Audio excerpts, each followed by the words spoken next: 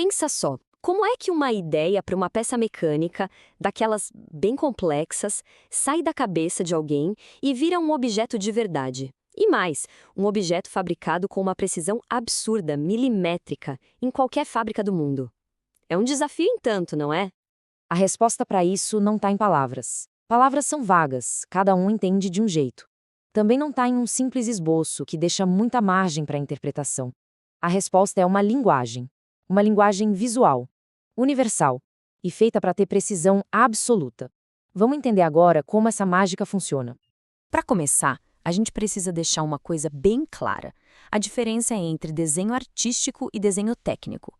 O artístico, a gente sabe, expressa emoções, é subjetivo. Já o desenho técnico, a história aqui é outra. Ele é uma linguagem de instruções. O objetivo não é ser bonito, é ser 100% claro, sem nenhuma ambiguidade. E é exatamente isso que ele é, uma linguagem sem palavras. Um sistema onde cada linha, cada símbolo tem um significado preciso, que não muda. E o melhor é que isso acaba com a necessidade de tradução e com aquele risco enorme de erro de comunicação entre quem projeta e quem de fato põe a mão na massa e fabrica. Então, o ponto central, o grande desafio é esse. Como é que a gente pega um objeto tridimensional, com altura, largura, profundidade, e representa isso de forma fiel numa folha de papel, que só tem 2 dimensões? A solução para essa pergunta é basicamente a alma do desenho técnico. E para resolver esse quebra-cabeça, existe uma técnica, e olha, é uma técnica genial, que permite mostrar todos os lados de um objeto de um jeito super organizado e padronizado. O nome dessa técnica é projeção ortográfica, e a melhor forma de entender é imaginar o objeto dentro de uma caixa de vidro. Cada lado do objeto é projetado como se fosse uma sombra direto na parede dessa caixa. Vamos ver na prática como isso funciona. Primeiro, a gente posiciona o objeto lá dentro do que chamamos de plano de projeção, que é essa nossa caixa transparente imaginária. Depois, cada vista é projetada retinho na parede correspondente. A vista de frente vai para a parede da frente, a de cima para a parede de cima e assim por diante. O mais importante aqui é que não tem perspectiva, não tem distorção. É uma visão chapada, direta, de cada face. E aqui vem o pulo do gato. A gente desdobra essa caixa. E pronto. De repente, todas as vistas estão ali, organizadinhas, numa única folha de papel.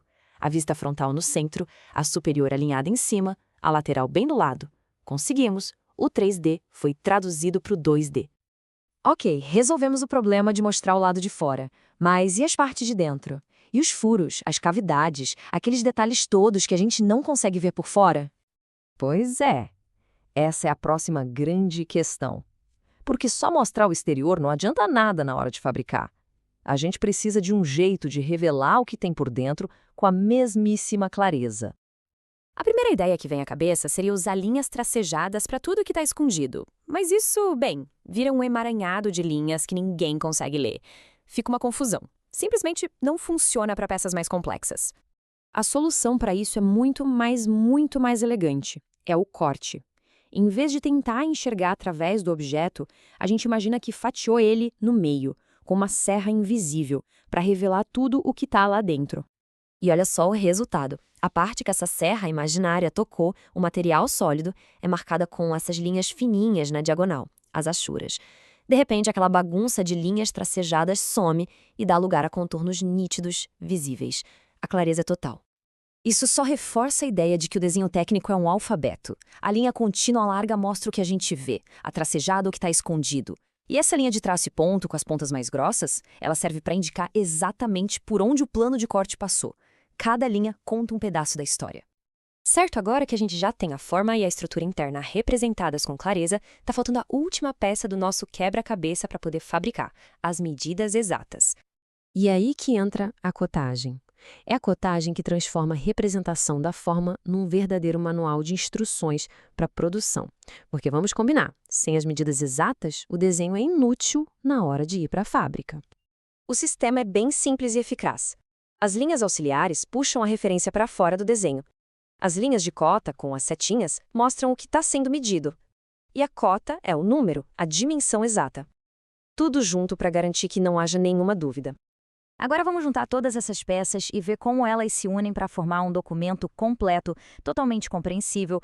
E olha só a linguagem completa em ação.